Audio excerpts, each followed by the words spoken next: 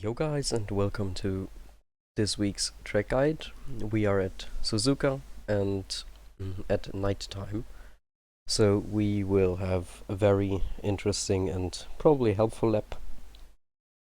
This was recorded at fast track, so a bit slower, therefore a little colder than 23 degrees, so yeah, should be a little more top speed, but therefore also a little less cornering, I could imagine.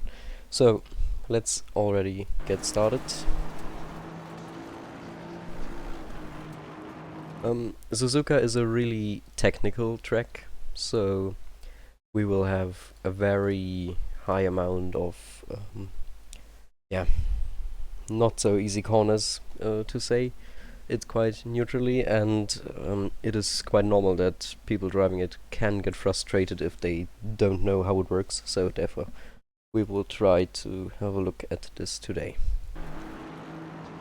Starting off with turn 1, that is quite dangerous already. We brake at the patch of road on the left.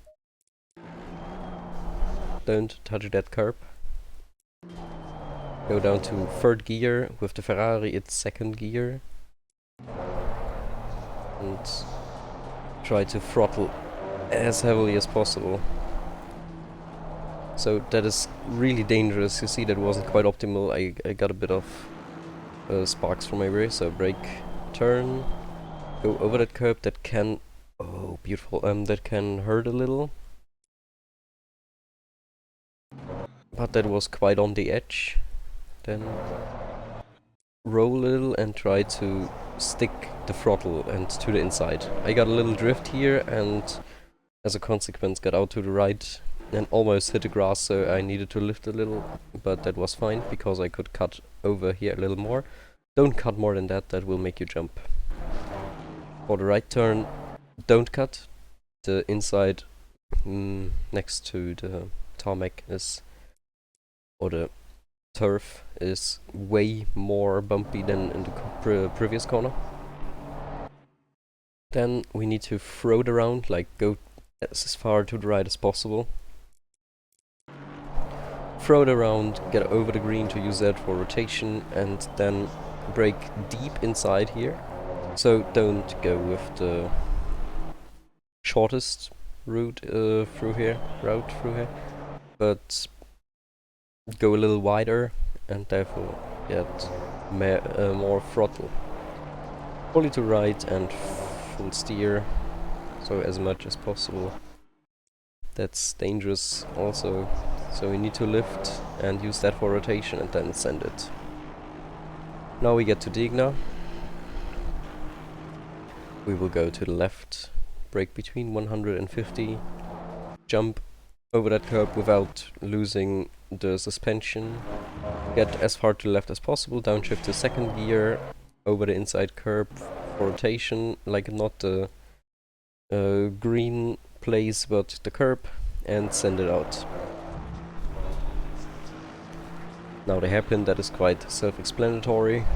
Brake around the end of the curb and send it out. That's, yeah, an easier point of the track.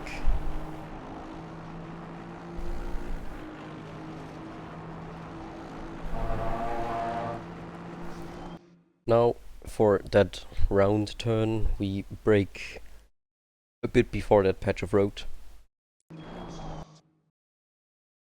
Don't touch the grass, please. Steer and go to the left. Over that. Far out, and then don't do it like this. I sadly got a bump and missed the apex, so I couldn't get it together better in the time I had. So I had to use this. Get out far to right, don't get that weird dish bump, and just imagine I went along the curb at that point, full throttle out, and beat 200 here already. That was easily 3 to 5 tenths on the whole straight, sadly. And then we have that 130R.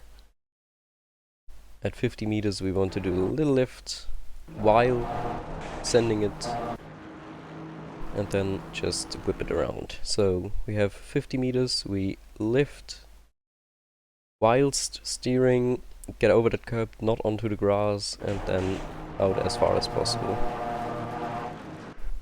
Braking between 100 and 200 from the inside of the car. When the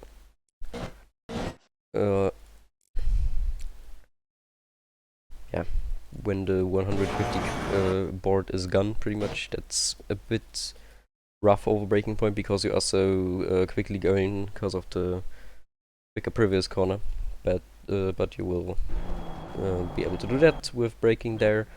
Go into first gear. You can alternatively take second and go full grass, but that could unsettle your car, so I chose the safer way.